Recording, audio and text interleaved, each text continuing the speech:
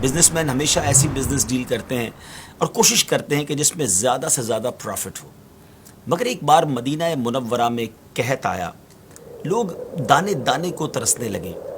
حضرت ابوبکر صدیق رضی اللہ تعالی عنہ کا وہ دور تھا۔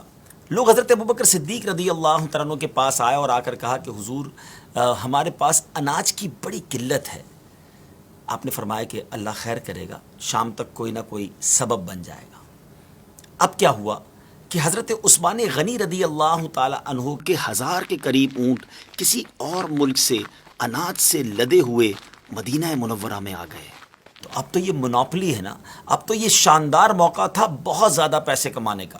بہرحال مدینہ منورہ کے جو بزنس کمیونٹی کے لوگ تھے، جو فوڈ اسٹف کا، جو اناج کا کام کرتے تھے، وہ سارے حضرت عثمان غنی رضی اللہ تعالیٰ عنہ کے گھر آ گئے اور کہا کہ حضور یہ اناج ہمیں بیچ دیجئے، ہم مدینے میں ڈسٹریبیوٹ کریں گے، ہم بیچیں گے۔ آپ نے کہا ٹھیک ہے، بزنس ڈیل بناتے ہیں، اور آپ نے اپنے کمرے میں سب کو انوائٹ کر لیا۔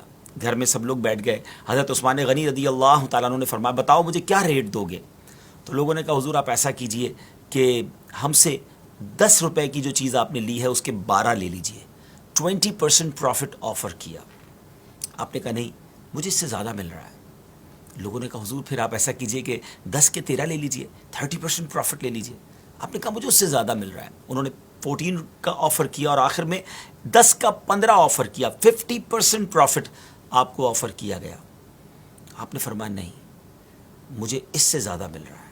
اچھا اب لوگ حیران ہو گئے کہ سارے مدینے کے جو بزنس کمیونٹی کے لوگ تھے، جو اناج کا کام کرتے تھے، وہ تو سارے وہیں موجود تھے۔ کہ حضور ہم سارے تو آپ کے روم میں ہیں، ہم سے زیادہ کون دے رہا ہے آپ کو؟ کون آفر کر رہا ہے ہم سے زیادہ ریٹ؟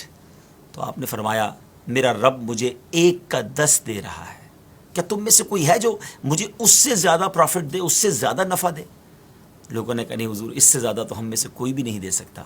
تو اب سبحان اللہ، حضرت عثمان غنی رضی اللہ تعالیٰ عنہ نے اس وقت وہ تاریخی اناؤنسمنٹ کیا، ہسٹوریکل اناؤنسمنٹ کیا کہ اے لوگوں گواہ ہو جاؤ، میں اللہ کو گواہ بناتا ہوں، یہ اللہ کی راہ میں خیرات کرتا ہوں۔ مدینے کے مسلمانوں پر آپ نے صدقہ کر دیا اور لوگوں کو فری اناج جو ہے وہ بانٹ دیا۔ عقل تو یہ کہتی ہے کہ یہ تو موقع تھا پیسے کمانے کا، یہ تو موقع تھا خوب مال بنانے کا، مگر انہوں نے اللہ سے کاروبار کیا اور اللہ کے وعدوں پر ایسا سچا انہیں یقین تھا۔